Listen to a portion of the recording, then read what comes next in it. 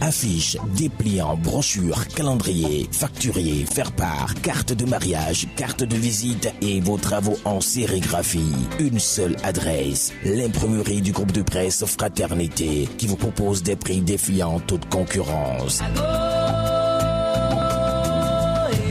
Imprimerie Fraternité, c'est une équipe dynamique avec du matériel de dernière génération capable de vous produire en quantité, qualité et avec célérité. Imprimerie Fraternité, nous sommes situés à Ménotin dans l'avant de la station Sonacop. Contact 97 60 79 34 95 34 10 47. À l'imprimerie du groupe de presse Fraternité, la qualité est garantie.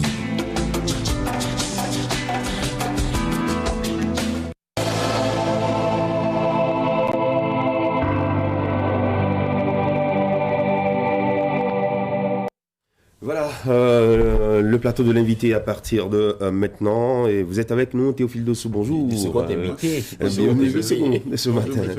Bonjour, bienvenue. Secrétaire général du syndicat Unité CNHU. Oui, votre syndicat, apparemment, elle dort un peu. Non, on ne dort pas. On ne dort pas. Bon, ça, c'est l'impression que tous les citoyens aujourd'hui ont aujourd'hui. Parce que depuis l'avènement du retrait du droit de grève, les syndicats de la santé apparaissent trop calmes. Dans l'ombre, nous continuons quand même à faire ce que nous devons faire. Vous avez changé un peu de méthode on est obligé de changer de méthode, de stratégie. Ouais. Alors, vous êtes au CNHU. Quelle est l'ambiance qui prévaut dans cette unité sanitaire? Bon, aujourd'hui aussi, on sent une accalmie qui a plusieurs raisons. Ce n'est pas forcément lié à la bonne gestion, mais nous avons compris aujourd'hui que le gouvernement nous a lancé un message fort. Le message, c'est que ce n'est pas toujours le bruit qui va obliger l'autorité à satisfaire nos revendications.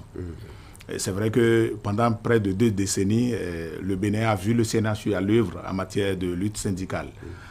Nous avons fait le point. Il faut changer aussi de méthode parfois pour comparer les méthodes. Alors comment se porte aujourd'hui le CNHU? Bon, au plan santé économique, je ne suis pas financier je ne suis même pas mandaté pour en parler aujourd'hui. Vous avez vu les derniers conseils des ministres. Le gouvernement a statué sur la gestion des hôpitaux en général et a conclu que l'expérience faite pendant 4 ans du pouvoir de la rupture n'est pas concluante. Alors le gouvernement a décidé de remettre à nouveau la gestion des hôpitaux aux médecins. Les médecins sachant, bien sûr, il y a des médecins qui ont des connaissances en matière de gestion. Donc prochainement, c'est à eux que le gouvernement a l'espoir de remettre les hôpitaux. Vous avez parlé d'administrateurs. C'est-à-dire de médecins administrateurs des hôpitaux. Est-ce un bon choix et également lié à ces réformes on ne saurait le dire, mais la comparaison, c'est quoi? Dans les hôpitaux, je dis dans les hôpitaux, ce n'est pas forcément le CNHU. La priorité qu'on devait faire à certaines dépenses n'est pas faite. Et lorsque vous manquez de matériel sur un plateau technique, c'est-à-dire je parle de la chirurgie par exemple, et qu'on est obligé d'acquérir d'autres matériels qui n'interviennent pas directement dans les soins, je crois que ça ne devait pas être le meilleur choix. Mais un médecin ne peut pas être à la tête d'un hôpital et qu'on lui dise en tout cas, un appareil pour faire l'échographie, par exemple, un échographe est gâté, et il va faire la négligence pendant plus d'1 an. Il aurait choisi cette préférence que de payer, par exemple, des climatiseurs et autres. C'est juste un exemple que j'ai donné. Oui, et si on apprécie un peu le point global des réformes engagées dans le secteur de la santé, désormais, le choix est clair, où vous êtes en clientèle privée, où vous êtes appelé à servir l'État. Est-ce que pour vous, ces réformes ont porté leurs fruits? Oui, nous l'avons même qualifié d'une prouesse de la part du gouvernement. Et il faut être honnête, lorsque votre adversaire porte un beau habit, il faut le reconnaître. C'est une lutte que nous, syndicalistes, nous avions fait pendant plus de 10 ans. Mais on n'a pas réussi. Et c'est quoi cette lutte? Vous voyez, lorsque vous êtes fonctionnaire de l'État, c'est vrai qu'au CNHU, nous sommes des conventionnés, mais lorsque vous travaillez pour le public, vous ne devez pas faire concurrence à ce public dans certains rayons de distance. La plupart d'entre nous étaient au CNHU, mais ont des cliniques privées, autour de Cotonou et autour de Porto-Nouveau. C'est aberrant. Ça joue sur nos recettes et ça joue sur la qualité du service. Voilà. Nous l'avons toujours dénoncé, mais comme il y a des gros bonnets qui sont abonnés à la chose, on n'a jamais réussi. Mais ce gouvernement a fait le fou et a dit, soit c'est ça, ou bien je suis obligé de vous liquider tous. Mais aujourd'hui, tous les professionnels de la santé qui exercent en public sont obligés d'aller fermer leur clinique privée. Et nous avions beaucoup apprécié ça, parce qu'on ne peut pas servir deux dieux à la fois. Ça, c'est l'un des pans des réformes. L'autre réforme qui a été très salvatrice, c'est quoi? Vous voyez dans Cotonou des couturières, des coiffeuses ouvrir des cabinets de soins et qui accouchent. Il y a des gens qui n'ont jamais fait une école professionnelle de santé, mais qui reçoivent les populations et font des soins. C'est Dieu qui protège les populations, mais il y a souvent beaucoup de dégâts, beaucoup de morts. Alors c'est des lieux de crime organisés et tous les gouvernants ont fermé les yeux, mais le gouvernement de la rupture a dit ça ne peut pas continuer à se passer. Et vous devez savoir, d'ailleurs la presse était associée dans cette lutte, des médecins qui n'avaient même pas l'autorisation d'exercice en clientèle privée ont été arrêtés et présentés au procureur. Donc aujourd'hui, les réformes, en tout cas de notre côté dans le secteur de la santé, on a beaucoup apprécié parce qu'il fallait ça pour balayer un peu la maison. Est-ce que pour les conventionnés aussi, ces réformes sont porteuses de fruits? Bien sûr. Les conventionnés, je veux dire. Oui. L'avant-dernier Conseil des ministres a statué sur des cas, il y avait des collègues du CNHU qui étaient concernés. Et malheureusement, je dis bien malheureusement parce que je suis un représentant des travailleurs, je ne peux pas être joyeux ou content lorsque un agent perd son emploi. Quelqu'un a été même radié du CNHU il y a seulement à peine 2 semaines pour des comportements parce qu'il exerçait en clientèle privée, ce qui est contraire à ce qui est dit aujourd'hui. Et lorsque tu tombes dedans, l'actuel ministre de la Santé ne pardonne pas. D'accord. Il y a une polémique depuis quelques jours au sujet des arriérés de salaire. Comment vivez-vous alors cette polémique, la dette de l'État envers les travailleurs? Cette dette existe-t-elle? A-t-elle été payée? Bon, moi j'ai souri lorsque la polémique s'est enflammée le samedi, je crois, en tout cas. Oui, samedi.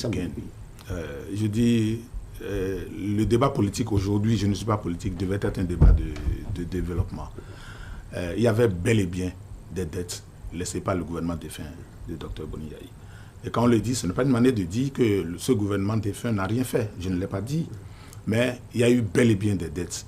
Et je donne un exemple. La prime de motivation. Et vous savez tout le Bataclan que ça a fait. Ah oui. J'étais associé à cette bataille. Prime de motivation. Oui, il y en a parmi nous qui ont failli laisser on n'était pas associé, c'était l'actualité. Et puis oui, c'était l'actualité. Bon, on a fini par nous donner ça. Mais il y a eu beaucoup de dettes par rapport à cette prime de motivation que le gouvernement défunt a laissée. Et c'est son Excellence Patrice Talon, le gouvernement de la rupture, qui a ordonné en 2017 et en 2018 à payer. Et je crois parce que j'étais associé étroitement à cette revendication, ça faisait une somme faramineuse qui tournait autour de 6 milliards poussières. Mais qu'ils ont payé en 2 tranches, c'est-à-dire en 2017, et on croyait que c'était clôturé. En 2018, à la veille de Noël, je crois un 23 ou un 24, on était agréablement surpris. 2018. 2018. Wow. 2018.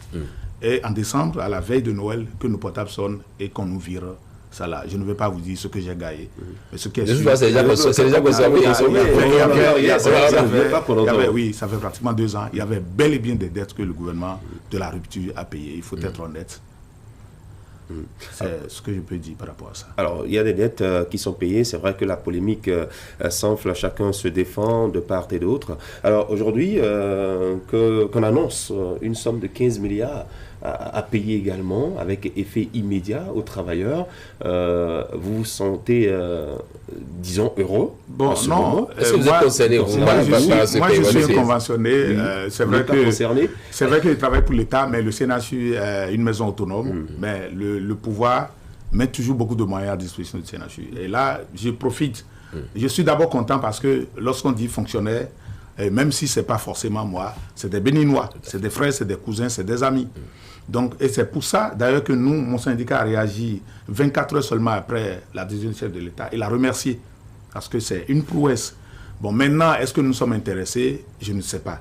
Mais je ne peux pas rater cette occasion du plateau de Canal 3 sans demander l'indulgence et la volonté du chef de l'État à nous aider. Parce que comme nous sommes autonomes, les directions qui se succèdent se plaignent souvent de la trésorerie du CNHU. Parce que le CNHU soigne les agents permanents de l'État.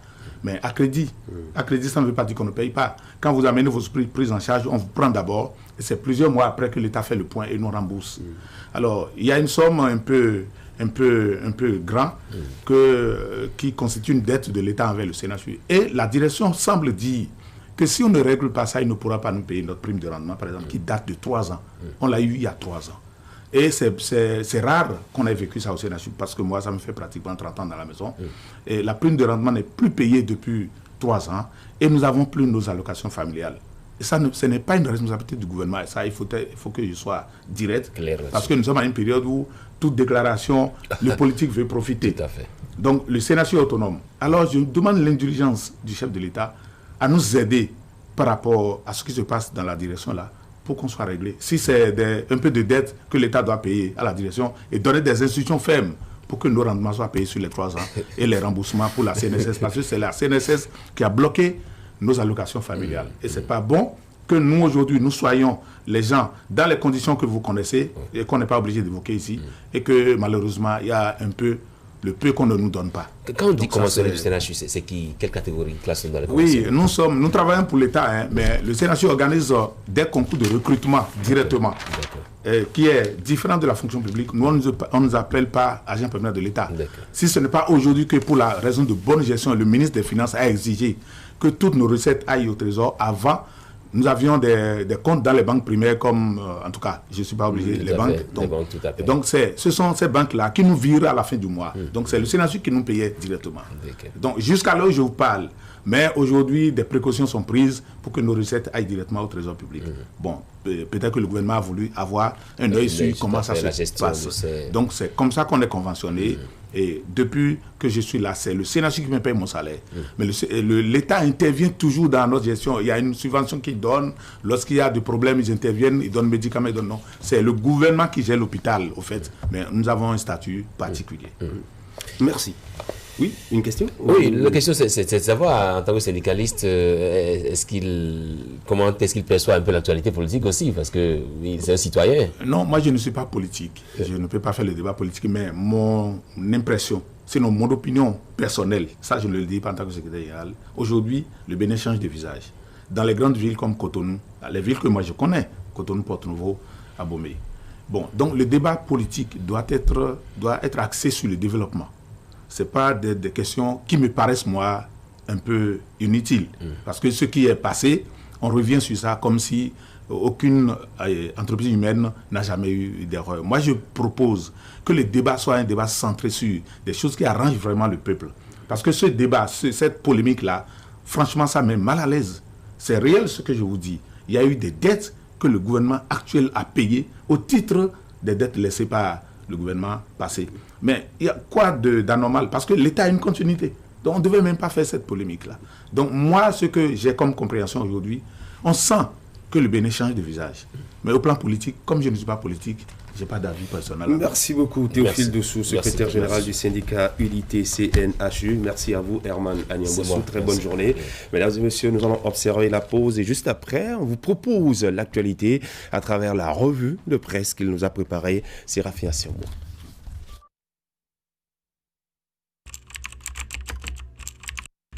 Votre chaîne Canal 3 Bénin à portée de main.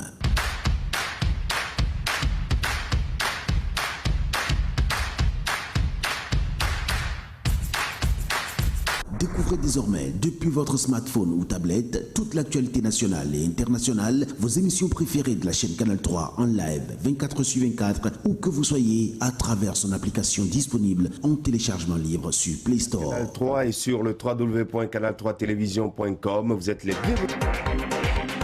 Canal 3, la passion de l'image.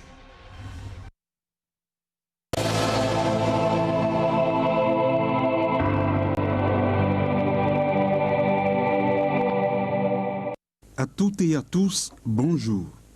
La tribune de la capitale annonce pour ce jour l'ouverture de la session ordinaire au Parlement et informe que le président de l'Assemblée nationale, Louis Béhounou Vlavonou, procédera ce jour au Palais des Gouverneurs à Porto-Novo à l'ouverture de la deuxième session ordinaire de l'année 2020. Au cours de cette session ordinaire, les députés auront à examiner le projet de loi de finances gestion 2021 sous le titre « Le dernier budget du quinquennat au laboratoire des députés Fraternité » ajoute que ce jour au Parlement, les députés de la 8e législature tourneront leur regard vers l'avenir et se pencheront sur les prévisions budgétaires de 2021. Ceci en tenant compte de son ouverture aux mesures d'atténuation des implications de la pandémie de la Covid-19 sur le social.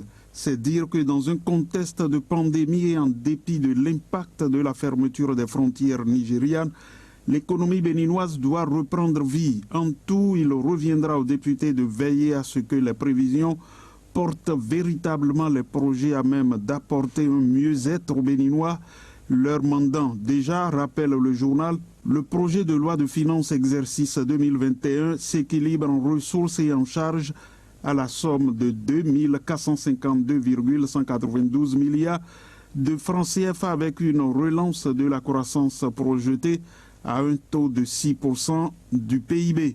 L'économiste du Bénin complète et souligne que le budget est légèrement en hausse comparativement à celui en cours qui devrait s'établir en ressources et en charges à 2167,099 avec une hausse de 9,1% par rapport au solde de base.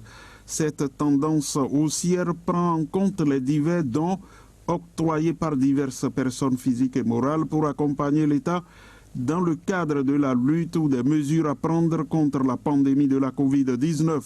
Parlant de la collecte des ressources financières, le même journal renseigne que le document de programmation budgétaire et économique pluriannuel 2021-2023 indique que pour l'année prochaine, c'est-à-dire en 2021, le montant total des recettes à collecter sera de 1261,6 milliards de francs CFA selon le scénario de référence. Le journal explique que sur les 1261,6 milliards de francs CFA de ressources financières à recouvrer en 2021, les recettes fiscales sont estimées à 1060,6 milliards de francs CFA, dont les recettes de la Direction générale des douanes et des droits indirects pour un montant de 446,4 milliards de francs CFA. Pour la Direction générale des impôts, le montant prévisionnel à collecter est de 614,2 milliards de francs CFA. Les recettes non fiscales sont estimées à 201 milliards de francs CFA, selon le cahier statistique qui présente le scénario de référence. Le matinal revient ce jour sur la polémique autour des dettes de l'État envers les travailleurs pour écrire qu'après les réalisations de l'ancien président et de son argentier, Komi Kouché, qui ont défrayé la chronique, la réaction du gouvernement était attendue. Face à la presse le samedi 17 octobre, le ministre de l'économie et des finances, Romuald Waraï, a remis les pendules à l'heure. Le journal rappelle que la situation des dettes en 2016 a été présentée à Christine Lagarde, alors directrice générale du Fonds monétaire international en 2017 à Cotonou.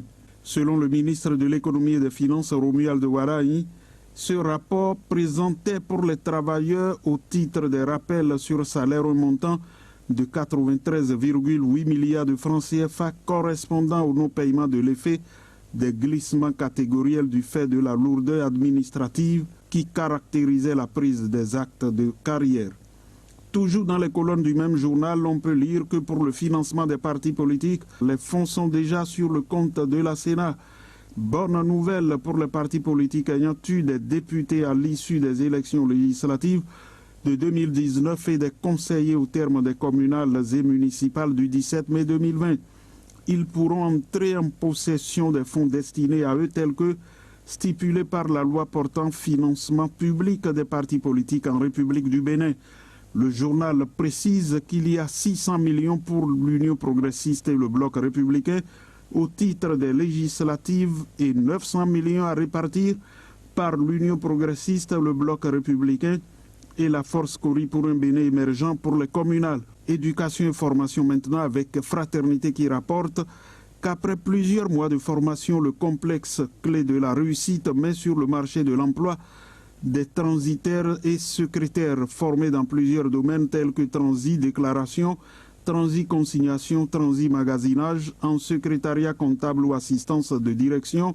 Les différents récipiendaires ont reçu leur parchemin le samedi dernier au complexe clé de la réussite, site de Ménotin en présence des parents et amis. La Guinée est en pleine période électorale sous la supervision de la communauté économique des États de l'Afrique de l'Ouest dont, selon Fraternité, le député Issa Salifou fait la fierté en Guinée-Conakry. En sa qualité de vice-président de la commission paix, sécurité et démocratie du Parlement de la CEDEAO, le député béninois Issa Salifou a visité plusieurs bureaux de vote à Conakry où près de 5,5 millions d'électeurs étaient appelés aux urnes pour choisir parmi les 12 candidats en lice. Le journal estime que fort de ses années d'expérience en matière de supervision des élections en Afrique, Issa Salifou mettra sans doute ses observations et suggestions à disposition du chef de la mission d'observation électorale qu'est l'ancien Premier ministre du Cap-Vert, José Maria Neves. Merci de nous avoir suivis.